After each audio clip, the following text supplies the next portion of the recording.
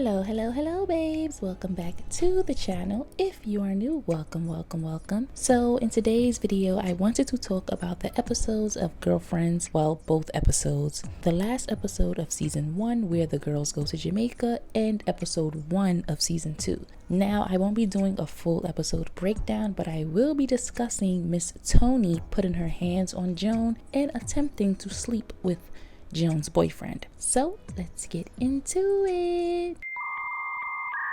Welcome to Iconically Iconic. I'm pretty sure those of you watching this video have seen Girlfriends. I actually stopped watching it because I found it to be toxic, and the friend group constantly fed off of using each other, especially when it came to Joan. But this episode came on the other day and I had to discuss it because it always enraged me. It enraged me when it first aired, even though I had no business watching it. And it still does. So Joan accidentally told Greg about Toni cheating on him, and the way people excuse Toni's cheating and blame Joan for telling him will never not be weird to me. Because what do you mean it's her fault? Did she not cheat? I'm sorry, I'm confused. How was that Joan's fault? Toni was sleeping around with this doctor, clearly unprotected, while she was in a relationship with Greg. She could have given him anything. She was putting his health and her own at risk. She planned on leaving Greg to be with this doctor because he was on her level. And something I just don't understand was why they wanted to push struggle love so bad on these TV shows with black women. Stay with the man who's up and coming, but no one tells you that same man will get up, move on to the next thing, and leave you in the dust. It just always grinds my gears. Struggle love is not a rite of passage or something you have to endure to be happy. Being pleased by the bare minimum, like a scalp rub, girl, please, just not it. Felt like, Girl, I'm tired of this. Bye, girl. But back to Greg. Toni clearly wasn't happy with him and started cheating. Then, after the whole chlamydia situation, she suddenly decides Greg is the one. She was even engaged to Clay. So when he comes to see Joan, she thinks he already knows, and she runs her mouth. Toni was right about me, man. I'm a loser. I let her down. No, you didn't do anything wrong. But let's face it, her gold digger thing has reached critical mass. I mean, I think she's blinded by the ring. As a matter of fact, you know what? I think she is engaged to the ring and not Clay. What are you talking about? Do you mean to tell me that Toni didn't have the decency to tell you why she broke up with you? Toni never broke up with me. First of all, him randomly popping up at Joan's house made it seem as though Toni had just broke the news to him. But how dare you think it's okay to carry on a relationship with two men and then say, oh, he'll never find out and he doesn't need to know the truth? you done lost your damn mind.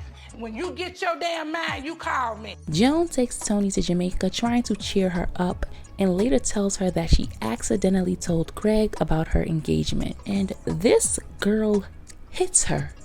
I slipped up, and I told him that you were gonna marry Clay before you had a chance to talk to him. Remember the You bitch! Toni! She put her hands on her best friend. Now, baby.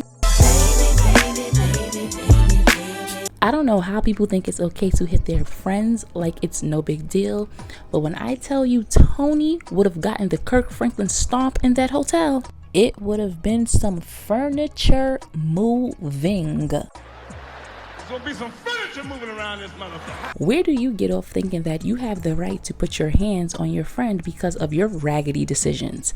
How dare you lift your hands to someone you claim to love, someone who has always been there for you even when you were a horrible friend? Once you put your hands on your friend, that friendship is done. Sorry, don't care what anyone says. There is nothing to talk about.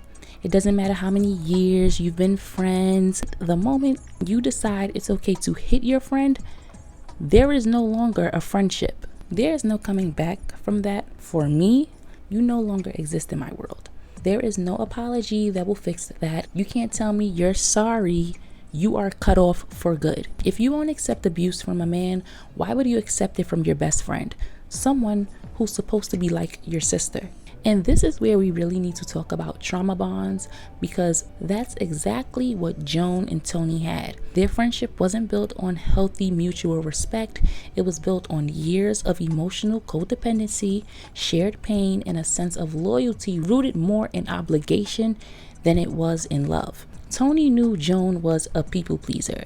She knew Joan wanted to be liked, wanted to keep the peace, and constantly questioned herself. And Toni weaponized that. That's what happens in toxic friendships that are bound by trauma. There's usually one person who takes and another who gives until they're drained dry. Toni would try to hurt people in the worst possible ways, and she knew who to try it with also. Do you think she would have hit Maya if Maya had done the same thing?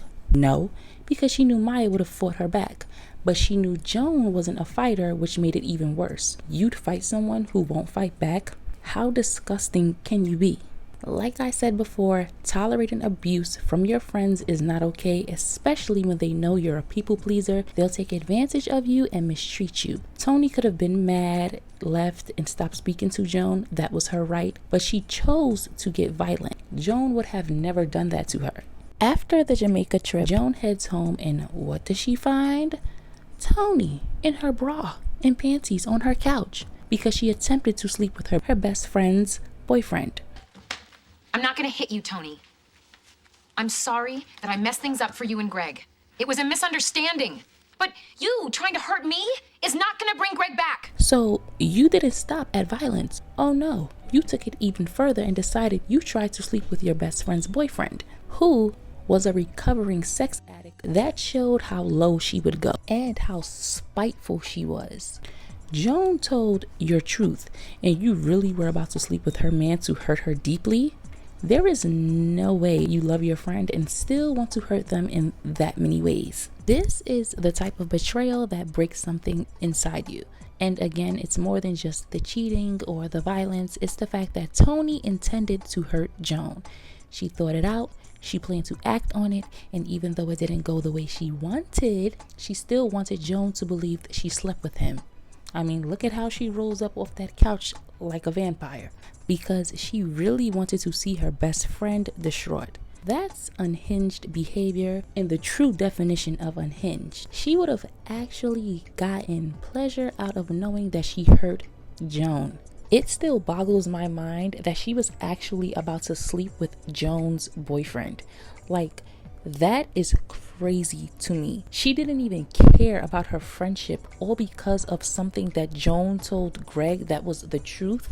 How is it that even the first place your mind goes? Not, I'll try to break them up like she did me, or I'll tell him something about Joan that he doesn't know. No, she just went to the absolute extreme, and that wouldn't be right either, but my God.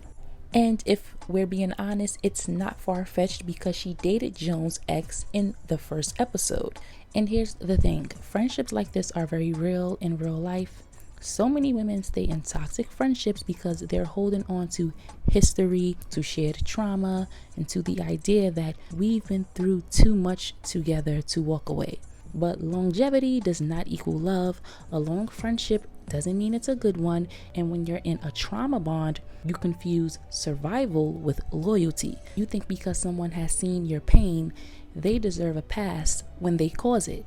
Joan constantly tried with Toni, but what kind of friendship puts you in therapy?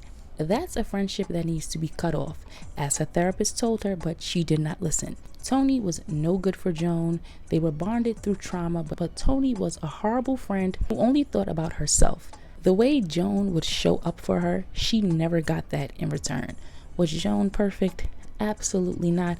And she annoyed me too, but she was always there for her friends, even when they didn't deserve it, and she never got it back. She got used and abused. What Toni did was unforgivable. I would never be able to trust her again, and I wouldn't want her around me at all. That was snake behavior and something you don't recover from. At some point, you have to realize that someone who repeatedly hurts you isn't your friend. They're just someone who benefits from your silence and emotional labor. You can't fix people who get joy out of your pain. And that's exactly what Toni was to Joan. Who needs an enemy when you've got a friend like that? And with that being said, this video has come to an end. Don't forget to comment, like, share, and subscribe. Also, make sure your notification bells are turned on so that you always know when I upload. And I will catch you guys in the next one.